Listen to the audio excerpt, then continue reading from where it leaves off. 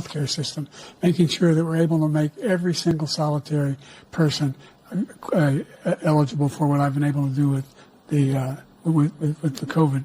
Excuse me, with dealing with everything we have to do with. Yeah, I'm over here watching this debate right now, and I'm gonna let y'all know.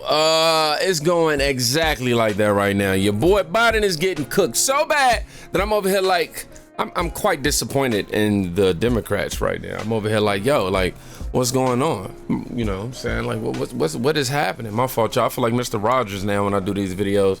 You know, come on, I gotta switch my hat when the video is gone. You know? But anywho, Biden even got mocked when he rolled up with his interests, bruh, like a boss. Please welcome the 45th president of the United States, Donald Trump.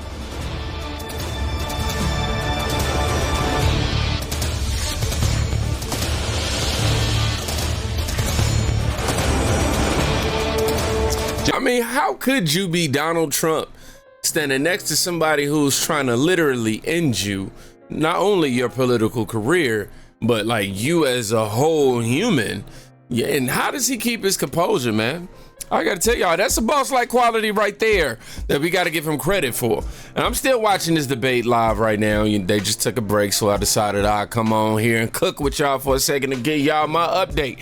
And right now, this moment right here is the you'd be in jail moment.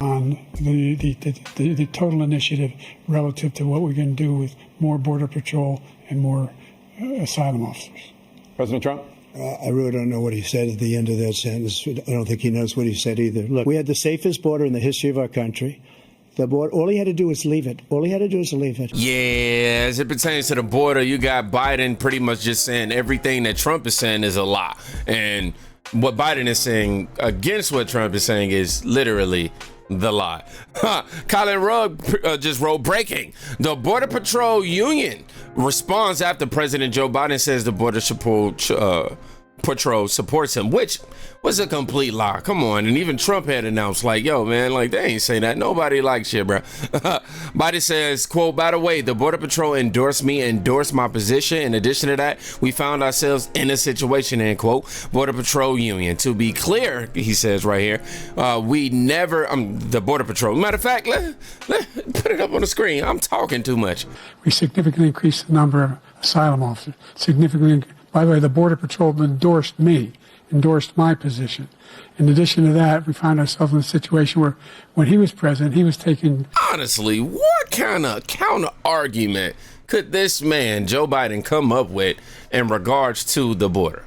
Honestly. He decided to open up our border, open up our country to people that are from prisons, people that are from mental institutions, insane asylum, terrorists. We have the largest number of terrorists coming into our country right now, all terrorists, all over the world, not just in South America, all over the world. They come from the Middle East, everywhere, all over the world, they're pouring in. And this guy just left it open. And he didn't need legislation because I didn't have legislation. I said, close the border. We had the safest border in history. In that final couple of months of my presidency, we had, according to Border Patrol, who is great, and by the way, who endorsed me for president, but I won't say that, but they endorsed me for president. Brandon, just speak to him. But look, we had the safest border in history. Now we have the worst border in history. There's never been anything like it. And people are dying all over the place, including the people that are coming up in caravans. Thank you, President Trump. President Biden? The only terrorist who's done anything crossing the border is one who came along and killed three, under his administration, killed an al-Qaeda person come in his administration, kill three American soldiers. That's the only terrorist that's there. I'm not saying that no terrorist ever got through, but the idea they're emptying their prisons, we're welcoming these people, that's simply not true. There's no data to support what he said. Once again, he's exaggerating, he's lying. I'm trying to tell y'all, whatever they gave Joe Biden, that thing is wearing off. I think that's why they went to that commercial break. I'm just saying. I'm just saying. I'm gonna go ahead and read a few of the comments about that. He did the whole thing is literally a show. Quote, I don't know what he said at the end of the sentence. I don't think he knows either. Right. Somebody need to go ahead and put that on a shirt and speak to him, Brandon. Like, you know, we was telling him to go talk to the Border Patrol. Like, you know, dog, Trump out here cooking. And not only that, they also spoke about the abortion and how, you know, Trump is gonna leave it up to the states and this, that, and the third. But yeah, why is Biden staring to the side like that? In fact, Trump, oh my gosh, he cooked that man in a deep fryer with the lid on top, bro. No air coming out. And on top of that, the top is compressed to it to where the air, even when the air and the oil, you know, mix together, and it gets too hot, the lid still can't come on. That man is in hell. Dollar wanted it that way. Staying on the topic of abortion, President Biden, 7 states, I'll let you do that. This is the same topic. 7 states have no legal restrictions on how far into a pregnancy a woman can obtain an abortion. Do you support any legal limits on how late a woman should be able to terminate a pregnancy? I supported Roe v. Wade, which had 3 trimesters. The first time is between the woman and the doctor. Second time is between the doctor and an extreme situation. The third time is between the doctor, between the woman and the state. The idea that the politicians, that the founders wanted the politicians to be the ones making decisions about women's health is ridiculous. That's the last. No politician should be making that decision. A doctor should be making those decisions. That's how it should be run. That's what you're going to do. And if I'm elected, I'm going to restore Roe v. Wade. So that means he can take the life of the baby in the 9th month and even after birth, because some states, Democrat run, take it after birth. Again, the former governor of Virginia, put the baby down, then we decide what to do with it. So he's willing to, as we say, rip the baby out of the womb in the 9th month and kill the baby. Nobody wants that to happen, Democrat or Republican. Nobody wants it to happen. That is simply not true. The Roe v. Wade does not provide for that. That's not the circumstance. Only if a woman's life is in danger, she's going to die. That's the only circumstance in which that can happen. But we are not for late-term abortion, period. Period. The Roe v. Wade, you have late-term abortion. You can do whatever you want, depending on the state. You can do whatever you want. We don't think that's a good thing. We think it's a radical thing. We think the Democrats are the radicals, not the Republicans. For 51 years, that was the law. 51 years, constitutional scholarship said it was the right way to go. 51 years, and it was taken away because this guy put very conservative members on the Supreme Court. He takes credit for taking it away.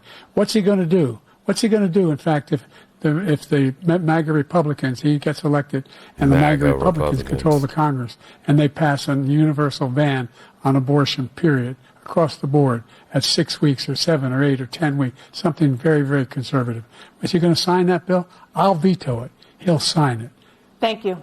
America, I'm proud of this, man. You know what? This whole pause thing ain't working out too bad.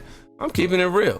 Allowing Trump to be able to say what they need to say and not be interrupted. You get to watch Biden babble, which we said was going to work against him. Him just talking is enough for all of this to work against him. But we also knew that January 6th was going to be a topic that got brought up. And my guy Trump knocked the answer out the park. I want to ask you about January 6, 2021. After you rallied your supporters that day, some of them stormed the Capitol to stop the constitutionally mandated counting of electoral votes. As president, you swore an oath to, quote, preserve, protect, and defend, unquote, the Constitution. What do you say to voters who believe that you violated that oath through your actions and inaction on January 6th and worry that you'll do it again? Well, I don't think too many believe that. And let me tell you about January 6th. On January 6th, we had a great border. Nobody coming through, very few. On January 6th, we were energy independent. On January 6th, we had the lowest taxes ever. We had the lowest regulations ever. On January 6th, we were respected all over the world. All over the world, we were respected. And then he comes in, and we're now laughed at. We're like a bunch of stupid people. What happened to the United States' reputation under this man's leadership is horrible, including weaponization, which I'm sure at some point you'll be talking about, where he goes after his political opponent because he can't beat him fair and square. Oh, and real quick, for those who ain't seen Nancy Pelosi admitting it. We have responsibility, Terry. We did not have any accountability for what was going on there, and we should have. This is ridiculous. You're going to ask me in the middle of the thing when they've already breached the inaugural stuff that should we call the Capitol Police? I mean the National Guard? Why weren't the National Guard there to begin with? They thought that they had sufficient No, resources. that is not a question of how they have been. They don't know. They clearly didn't know, and I take responsibility for not having them just prepare for more. I'm loving every bit of this walk down on Biden right now, because Biden really was talking all brave and saying that he was going to be able to weather the storm, so to speak, but it ain't happening. And you see Trump is actually speaking with facts. And I want to bring this clip to y'all attention too. He just called Biden the greatest salesman ever. Anytime Zelensky comes into this country, he walks away with 60 billion is what he said. Oh my gosh, let's check this out. This is a war that never should have started. If we had a leader in this war, he led everybody along. He's given $200 billion now or more to Ukraine. He's given $200 billion. That's a lot of money. I don't think there's ever been anything like it. Every time that Zelensky comes to this country, he walks away with $60 billion. He's the greatest salesman ever. Well, I screwed up. It was Zelensky who's the salesperson. My fault, y'all, talking too fast. And by the way, that's not a funny topic. I want to make sure I get that set in stone as well here. I'm not laughing at the wars or anything that's tragic going on. I'm obviously laughing at the interaction between him and Joe Biden. I just want to make sure I make that clear for those who can't seem to see the distinction. All I got to say at this point is November. Hurry up.